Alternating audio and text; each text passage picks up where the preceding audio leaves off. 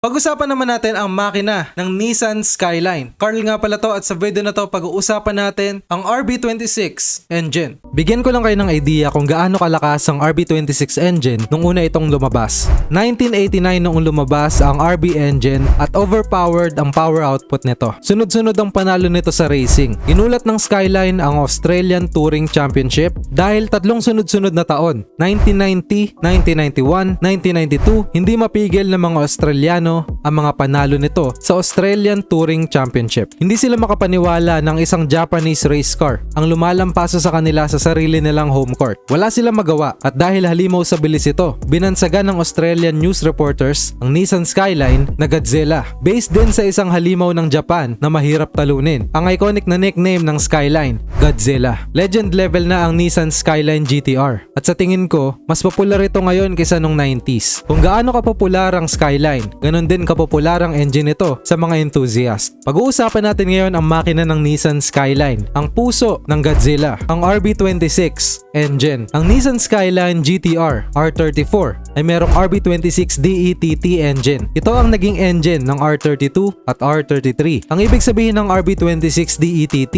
ay response balance 2.6 liters, dual overhead cam, o DOC, electronic twin turbo. On paper, umabot ito ng halos 280 horsepower. At dahil na din sa gentleman's agreement, medyo pinigilan nila ang power nito. Meron daw itong maliit na restrictor plug sa mga turbo lines para mapigilan ng konti ang boost nito. Ang original RB26 DETT ay pinaniniwalaan na may stock power output talaga na umaabot sa 316 horsepower kapag hindi napipigilan ang lakas nito. Parang si Yuji ng Ghost Fighter at si Goku pag walang pabigat sa katawan. Para sa comparison lang, ang pinakamabilis na Ford Mustang noong mga panahon na yon ay umaabot lang ng halos 225 horsepower. Sobrang overpowered na yung 300 horsepower plus na makina. Isa din sa mga hinahanap na mga tuners ay yung RB26 DETT N1 version nito. Yung N1 ay isang version ng RB26 engine na minodify ng Nismo, ang motorsports division ng Nissan na gumagawa ng mga sports cars nila. Upgraded version ng RB engine na less ang maintenance. Mas less ang vibration sa mataas na RPM, hindi mabilis mag-overheat at upgraded na din ang mga turbo. Please share this video at i-comment mo naman ang feedback mo below. Maraming